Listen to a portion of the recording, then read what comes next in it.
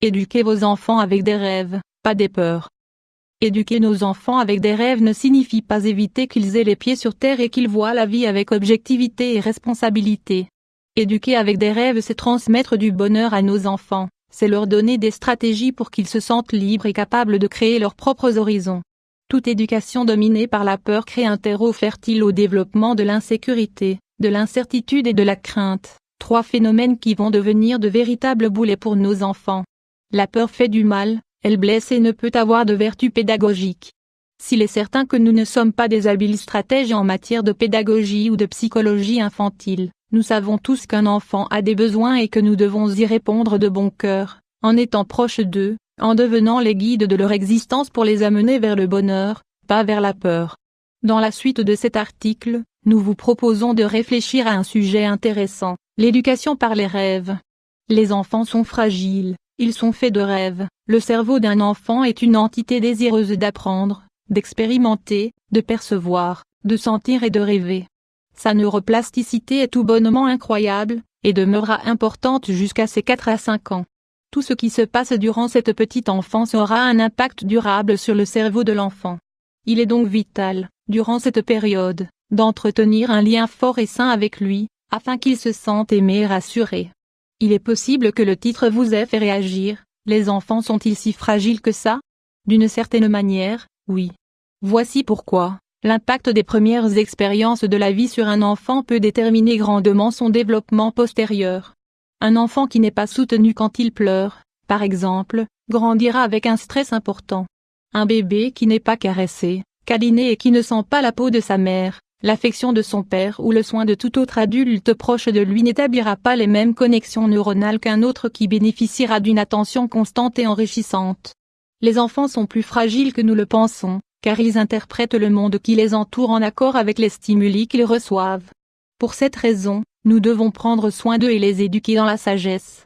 Enfant Bebin 500 x 331. Le renforcement positif, le bonheur et les rêves. Éduquer nos enfants demande du temps, de la patience et beaucoup de motivation de notre part. Mais, la vie n'est pas un long fleuve tranquille, et des doutes peuvent surgir dans notre esprit. Vais-je être une bonne mère ou un bon père pour mon enfant? Ne devenez pas obsédé par ces questionnements. Le parent qui se laisse guider par son propre instinct est parfois celui qui s'en sort le mieux. Vos intentions doivent être guidées par l'amour. Lorsque vous avez de la tendresse pour votre enfant, vous établissez avec lui un lien intime que personne ne peut comprendre. Éduquez sans peur, sans crainte. La première chose dont l'enfant va avoir besoin lorsqu'il s'éveillera au monde et qu'il commencera à marcher, à parler et à interagir avec les autres, c'est d'une main qui le tienne et qui le guide, qui lui apprenne à explorer, à jouer et à s'amuser. La vie d'un enfant doit être intimement liée au jeu. C'est un moyen de transformer sa réalité et de le comprendre. Réservez des moments pour jouer et partager avec lui. Faites-le rêver grâce à des jouets et à des livres. Sortez dans la rue avec lui, laissez-le se salir les mains avec la terre, avec la boue et avec les fleurs.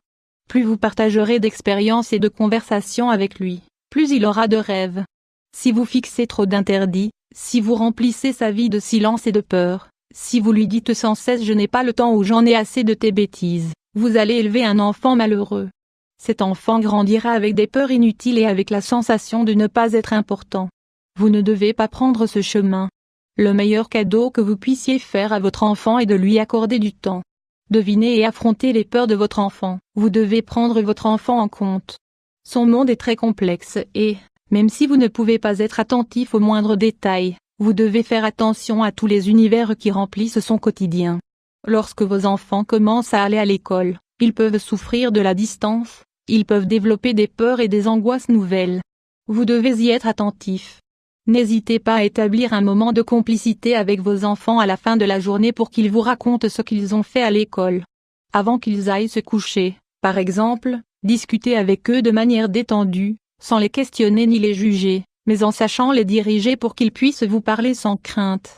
Peu importe qu'ils aient 4 ou 14 ans, vos enfants auront toujours besoin de votre aide. Vous devez être là pour eux.